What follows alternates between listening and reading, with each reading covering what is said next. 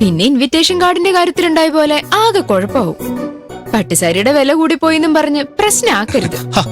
എന്തു ആതിരേ പറയുന്നേ? Invitation card പോലെയാണ് പുടവ. ജീവിതകാലം മുഴുവൻ നമ്മുടെ കൂടെ നമ്മുടെ സ്നേഹത്തിന്റെ അടയാളം പോലെ ഉണ്ടാവില്ലത്. ശരി ശരി, അങ്ങനെ തന്നെ ആവട്ടെ.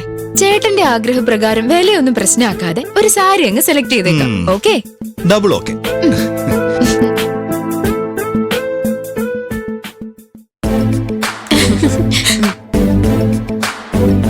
വലിയേട്ടനെ കണ്ടോ ചേച്ചി? ആ കണ്ടു. വലിയേട്ടൻ ഇങ്ങോട്ട് വരുന്നുണ്ടോ? വരുമായിരിക്കും.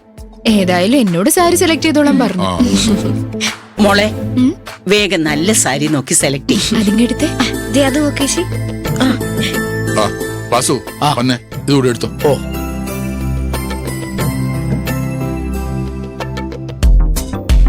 അതെ, നമ്മൾ കൊണ്ടുവന്ന കാശ് ശേഖരന് കൊടുത്തേക്കാം. ഓ, അതിങ്ങതാ. ശേഖര,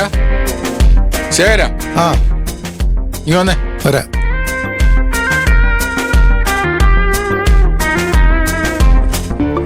എന്താ ശിവ? മൊത്തം ചെലവിന്റെ പകുതി പണം തരാമെന്ന് പറഞ്ഞിരുന്നില്ല, അതാണിത്. അത് നേരിട്ട് തന്നെ കൊടുത്താ മതി. തിരക്കില്ല അങ്കിൾ, പിന്നീട് വാങ്ങാലോ. ഇവിടെ വെച്ച് തരാമെന്ന് ഞാൻ ശേഖരനോട് പറഞ്ഞിരുന്നത്.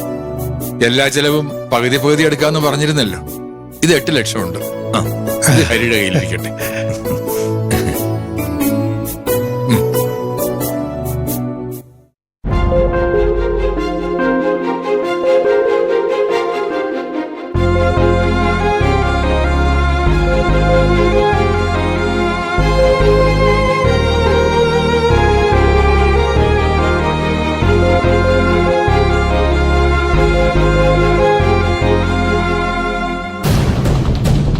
ഈ മനുഷ്യനിപ്പോ എത്രയും പണം എവിടെ നിന്ന് കിട്ടി?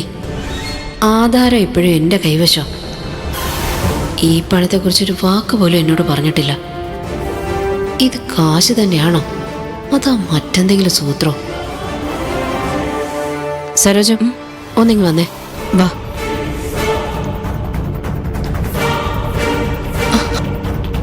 സരോജം, എന്ത് ചേച്ചി? ഇപ്പൊ ഞാൻ നിന്നോട് പറയാൻ പോകുന്ന കാര്യം അതീവ രഹസ്യം. പലതവണ ഞാൻ നിനക്ക് പല ഉപകാരങ്ങളും ചെയ്തു തന്നിട്ടുണ്ട് ഇല്ലേ? അതൊക്കെ എന്തിനാ ചേച്ചി ഇപ്പൊ ഇവിടെ വെച്ച് പറയുന്നേ?